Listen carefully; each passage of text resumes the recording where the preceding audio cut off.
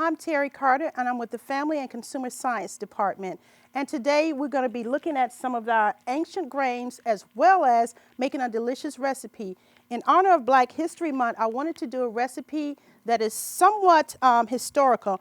Black-eyed peas are very traditional, and we know that, but we wanted to do a different take on black-eyed peas today. What we wanted to do really was show you how you can eat a healthy dish made with the peas, but we also wanted to look at some of our ancient grains. And here we have a really nice grain of 5 grains here, and this 5 grains actually has spelt, barley, wheat, rice, and whole grain oats in here. So this is a combination of grains. Here we have bulgur wheat. Most of us may have heard a little bit about bulgur wheat, but bulgur wheat is also an ancient grain, and I encourage you to try and use that in your dishes. Also, we have barley.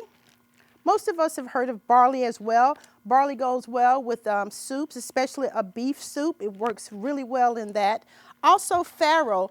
Farro is an ancient grain that you may not have heard of. Farro is a wonderful grain, and today we can find most of these grains almost anywhere at most of our grocery stores. So please look out for some of these grains, especially in the winter months when we're making a lot of soups and stews. Incorporate some of these ancient grains into your dishes. Also, here we have a super grain, and this has a blend of buckwheat, millet, red quinoa, and white quinoa. If you look closely, you can actually see the red quinoa and the white quinoa, as well as millet in there. So this is another combination of different grains that you can use, and these grains can be incorporated in a dish. You can eat them as a cereal. You can mix them with vegetables. They have a lot of different uses. So please seek out these ancient grains. They have a lot of energy when you're seeking energy. So try and use these and incorporate them into your everyday cooking. So now we want to go ahead and get started with our recipe. The recipe that we're making today is called a black-eyed pea salad. This is a no-cook recipe. Nothing up here has been cooked. Everything is pretty much in its raw form except for our black-eyed peas. Now, our black-eyed peas have come out of the can, so if you want to make homemade black-eyed peas, you can do that. If you have some that are left over from a meal you use, definitely keep those in the refrigerator. You can bring them out and use them. You can also use frozen black-eyed peas, but if you're using the frozen black-eyed peas, just remember you have to cook them before you put them in this dish. You can't take them out of the freezer and put them in this dish. But if you're using the canned black-eyed peas, which I have today, here they are. And these have been drained. So all I did was take them out of the can, drain them, and these black-eyed peas actually already had some seasoning in them. So we're going to go ahead and get our dish going. It's very easy. First thing we want to do, let me give you the ingredients we have. 1 large tomato dice, but instead of a large tomato dice, what I used here were small cherry or grape tomatoes and cut them in half. You can do it either way. I just prefer the smaller tomatoes to be cut in half. 1/2 a medium red onion, finely chopped. 1 small red bell pepper, finely chopped. 1 jalapeno, finely chopped. 2 tablespoons of chopped green onions. 2 tablespoons of fresh parsley. 1/4 cup of rice wine vinegar. 1/4 cup of canola oil. 1/2 teaspoon of sugar. Salt and fresh ground pepper to taste. And 2 15-ounce cans of black-eyed peas drained. You want to make sure you drain those black-eyed peas. These are mine, and I took the time to put them in a colander and just sit them in the sink and go ahead and let all of those juices out of it drain. I really didn't rinse them because I wanted to maintain some of the flavor in here, so they're just drained. So to start the recipe, what we want to do is combine the first 3 ingredients in a bowl. Actually, the first 6, so that's pretty much everything we have up here. So we'll start with our beautiful red bell pepper, and you could use yellow bell pepper. You could use a combination of yellow, red, green. There are many, many different colors of bell peppers out there now. I've even seen a brown one. And here's our red onion. The red onion provides a lot of color, but I just like the taste of a red onion. It has a lot of flavor to me, but not overpowering. Also, here we have our tomatoes, so we're going to put our grape tomatoes that are cut in half in here. Now we have a jalapeno that's been chopped up, and I'll be honest with you, I was a little concerned about putting the jalapeno because this was a pretty large size jalapeno. So what I did was go ahead and chop it up, and then I tasted it. When I tasted it, I found out that the jalapeno has no heat whatsoever, so it's not going to make this dish very hot at all. You may want to actually add some more pepper taste to it if you like. Okay, we also have our parsley. And instead of just using parsley, I use parsley as well as cilantro just to give it a little bit of a different taste. But if you want to, you can use all parsley, you can use all cilantro. It really doesn't matter, okay? And next we have our green onions we're going to add in there. And we also have some fresh minced garlic, okay? And that is pretty much it. We're going to give this a whisk here, all right, just to get our vegetables all mixed up. Looks very pretty. You have a lot of color here. So just want to mix that up for a little while. And then the next thing we want to do is to make our dressing. And that will be our 1/4 cup of unseasoned rice wine vinegar and 1/4 cup of canola oil. So what I'll do is I'll just take one of my bowls here. And we have our rice wine vinegar. And that's 1/4 cup here.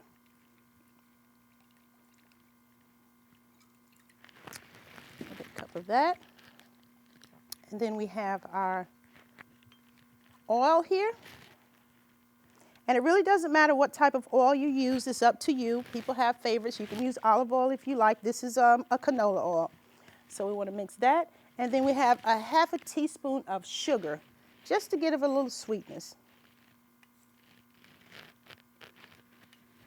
If you don't like the sugar, you don't have to add the sugar. And that's all to it. And we're going to whisk this up a little bit.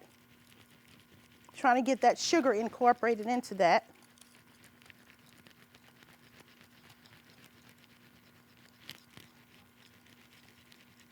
Takes a minute just to get it. You just want to kind of get that sugar mixed in there a little bit. Now I could have waited and put the peas in, but I just wanted to go ahead and add it in here. And I'm going to mix this up again. You see, that didn't take much time at all. The hardest part about this dish really is getting all your fresh vegetables chopped up. But when you finish, and we're going to add our black-eyed peas in finally. There we go. You want to give this a whisk.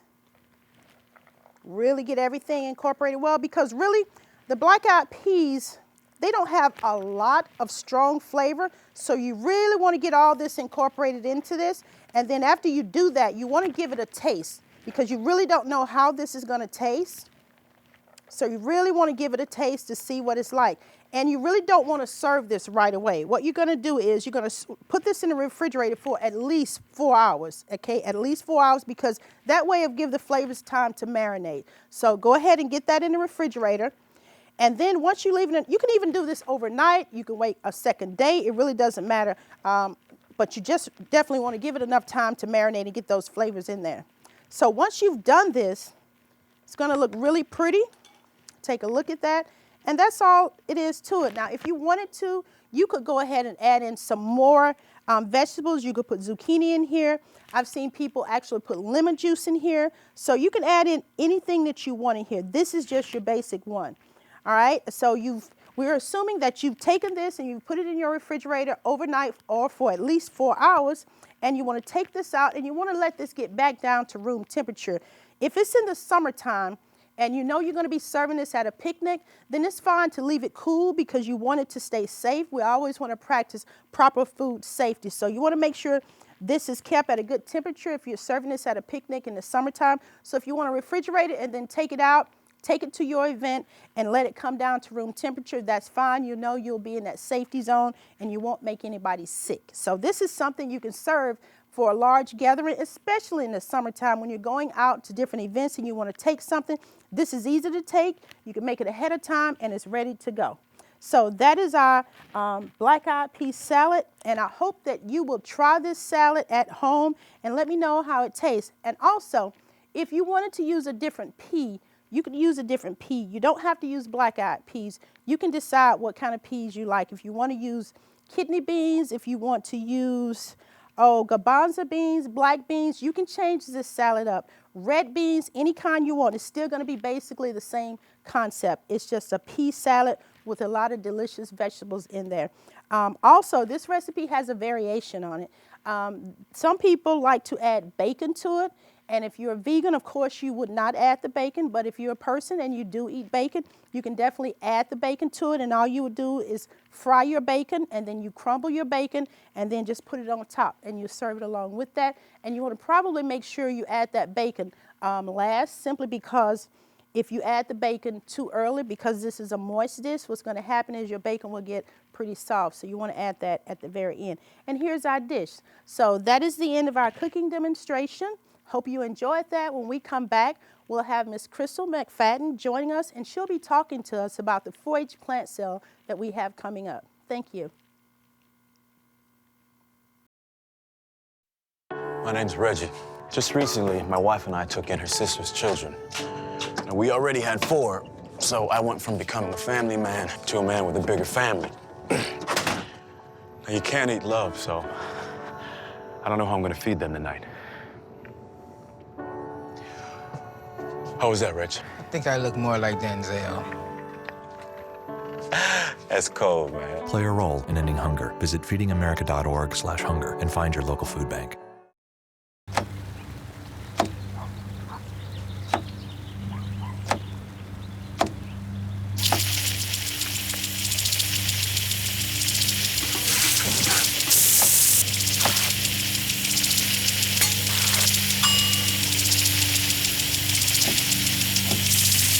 Clean kitchen surfaces, utensils, and hands with soapy water. 1 in 6 Americans will get sick from food poisoning this year. Keep your family safer. Check your steps at foodsafety.gov.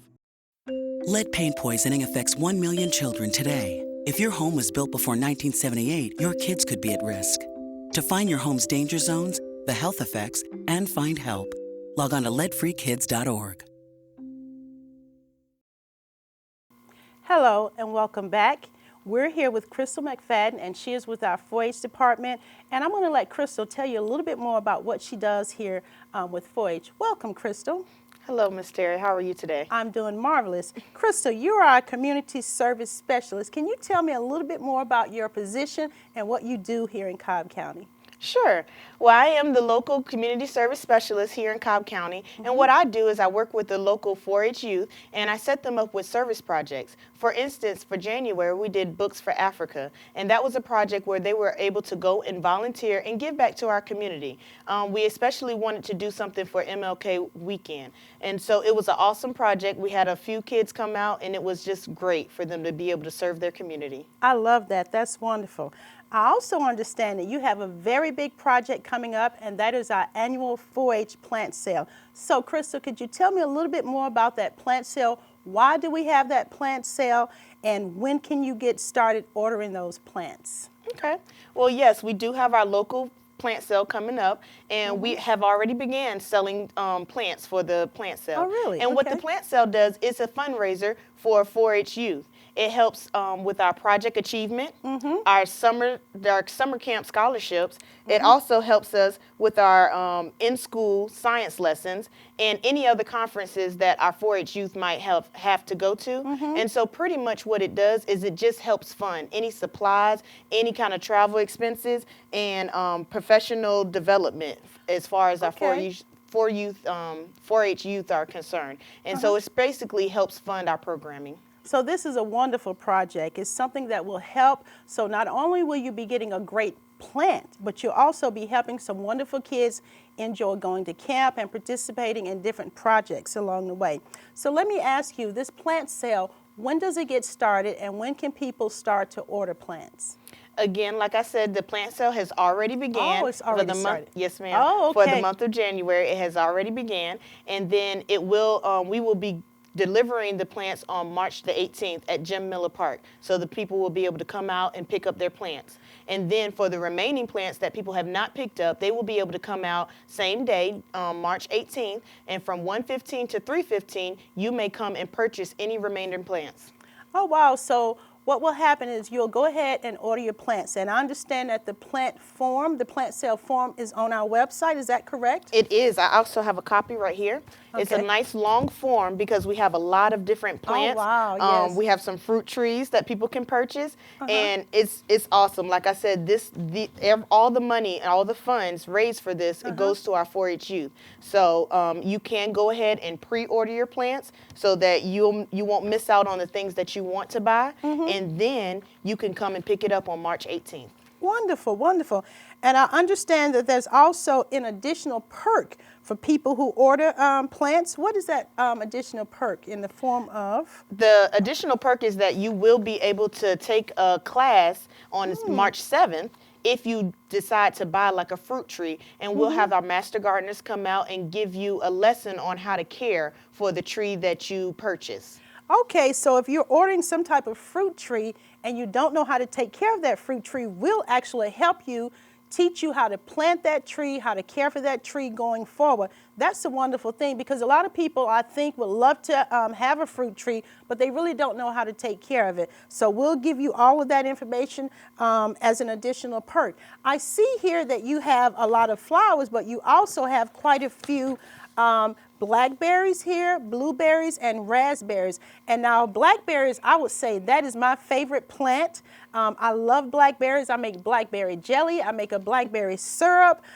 So I see here something that really attracted my attention, and that is that the blackberry bushes are thornless, and that's a big perk for me, because growing up as a little girl in Alabama, my grandmother would make me go out with her and we would pick blackberries, and I would come home with all kinds of scratches on my little hands, and I really hated that. So you're telling me now we have some blackberry bushes that have no thorns whatsoever? They have no thorns, Oh, my Miss goodness. Terry. And I'm as excited as you are. When I grew up, my grandmother would make blackberry dumplings. So blackberries wow. are one of my favorites. And what people have done, they've gotten away from buying the fruit trees, but we're trying to bring that back where people can Yes. have their own fruit trees so they can go in and, just get that natural taste. You Yes, don't have to go to the yes. store all the time. You can already have it right there in your yard. And the cost of purchasing a blackberry bush, which is only $7 on here for one, you're going to pay almost that amount if you go and buy one of those little trays of blackberries. And can you imagine how cost effective this will be going forward in the years ahead?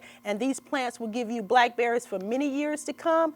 Oh my goodness. And also you have blueberries here, and you have an early season crop of blueberries. You have 3 different varieties of early season crop blueberries, and then you have what we call mid-season blueberries as well, which means that you'll get a crop of blueberries early on, and then you'll get another crop later on. So you'll have blueberries pretty much going throughout the summer season. ma'am. And blueberries are very easy to grow, but you do have to have 2 different varieties of blueberry bushes. So when you purchase these, you'll have to get at least 2 varieties to have a good fruiting season with your blackberries. Also raspberries. People don't think of raspberries very much, and people in Georgia a lot of times think about blackberries, but they really don't think about raspberries. But raspberries are very good as well. And I also see that we have a crepe myrtle, which is a very famous tree here in Georgia. You see crepe myrtles all the time.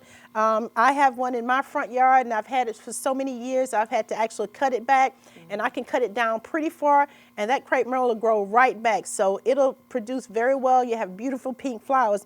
And one of my favorite things on here are ferns. And I see the ferns.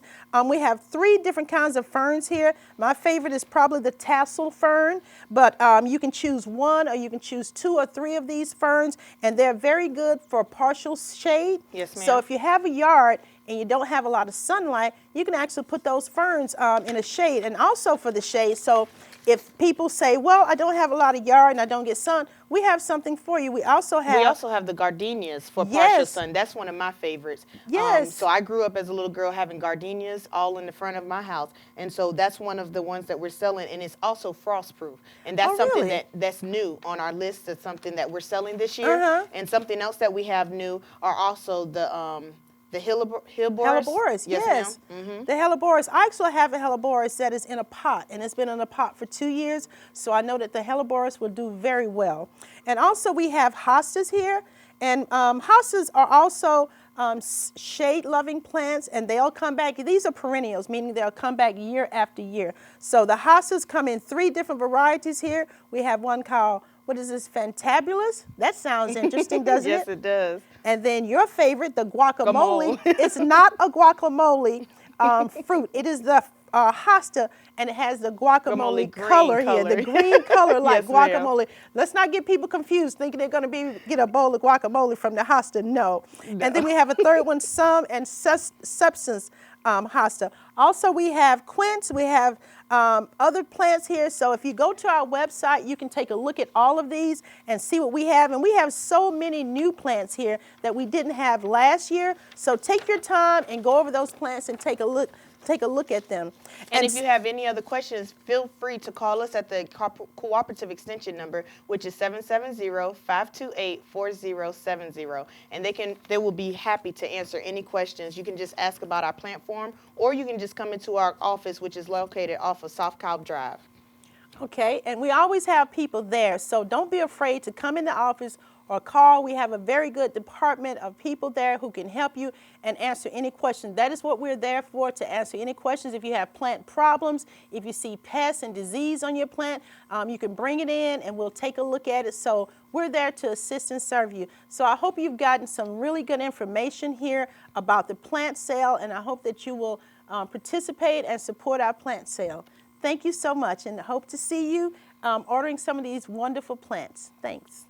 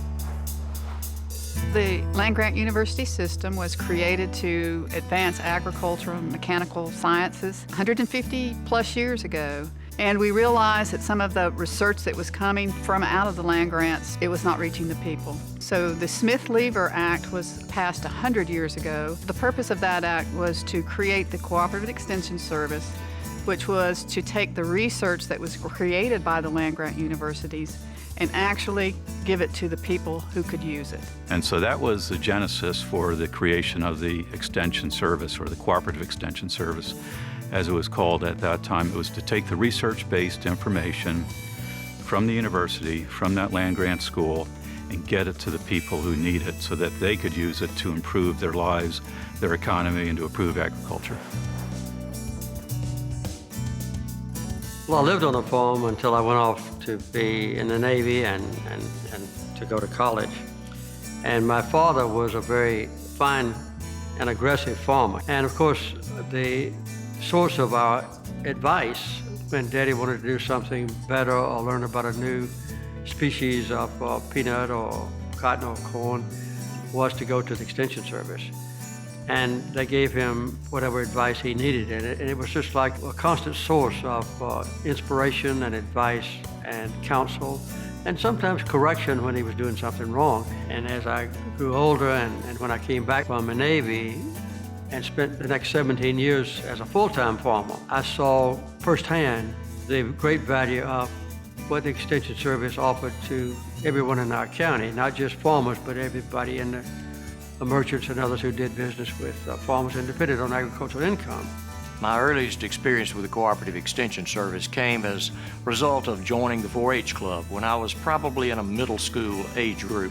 They encouraged us to participate in competitions, and we had to learn our various project areas and make presentations in the local and the district competitions. And also, I began to show livestock as a part of my 4-H project and continued to do that for a number of years. So the Cooperative Extension Service and its supervision of 4-H was an important part of my younger years. I serve Fulton County. It's a large county. We don't have that many farmers, but we have a lot of people. And we have a lot of families that just simply need help. So Extension brings that human touch to our community. We answer the questions directly. We give it to you in a manner that you can understand and you can use, and you can apply it immediately. So Extension is kind of like that friend next door. You may not talk to them every day, but you're really glad that they're there. One of the advantages that we have is that we're always on the cutting edge of the newest information, the newest research that's coming out of the University of Georgia. And we are a direct source that our clients can come to find that information. We're a filter for that information, and we are able to explain it in a way that people can use it for practical everyday application, whether it's on the farm, in their families, or in their communities.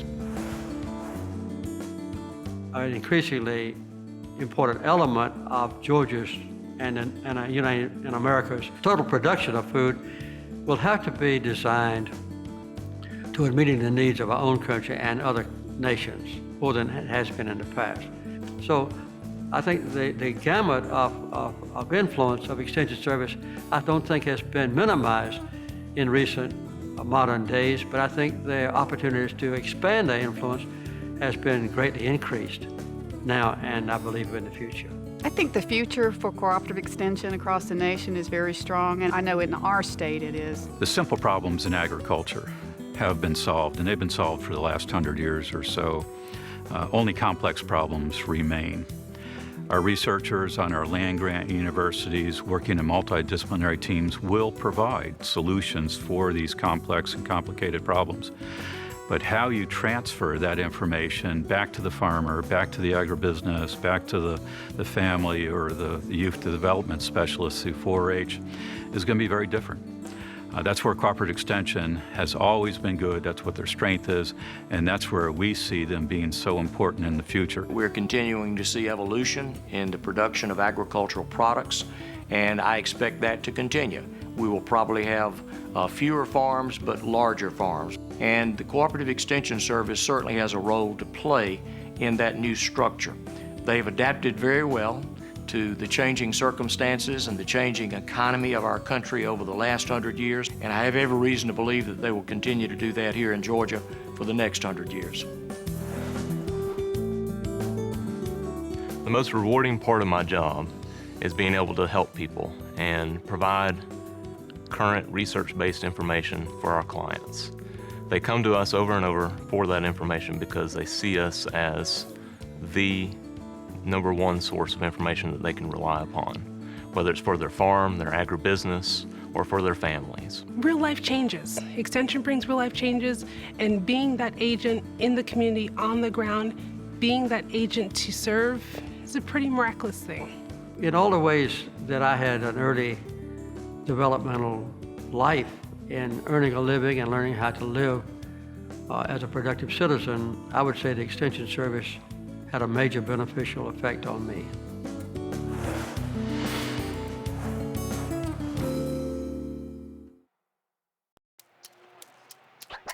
Today is Saturday. Today is Saturday. Salad on Saturday, fruit on Friday, throw a ball Thursday. Water Wednesday, touch your toes Tuesday. Let's move Monday, sparkle snacks Sunday. All the healthy children eat well and move a lot. And move a lot. And move a lot. Eat well and move a lot. 60 minutes of physical activity a day and eating well can help get your child healthy. So keep them active and eating well every day. Skip a rope Saturday, freeze tag Friday, tap dance Thursday. Whole grains Wednesday, try a veggie Tuesday. Let's move Monday, split the sweet Sunday. Eat well and move a lot. Today is Saturday. Yeah. Today is Saturday. All the healthy children, all the healthy children. Get ideas. Get involved. Get going at letsmove.gov. That's letsmove.gov.